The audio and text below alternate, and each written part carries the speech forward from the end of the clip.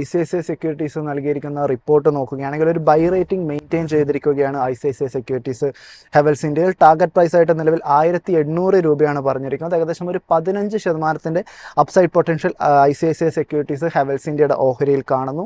Market price ആയിട്ട് 1608 രൂപയാണ് ഇപ്പോൾ പറഞ്ഞിരിക്കുന്നത്. കമ്പനിയെ സംബന്ധിച്ചിടത്തോളം പരിശോധിക്കുകയാണെങ്കിൽ 2025 ആനുവൽ റിപ്പോർട്ട് പ്രകാരം കമ്പനി വളരെ അഗ്രസീവ് ആയിട്ടുള്ള പല ഇൻവെസ്റ്റ്മെൻറ്റുകളും നടത്തുന്നു.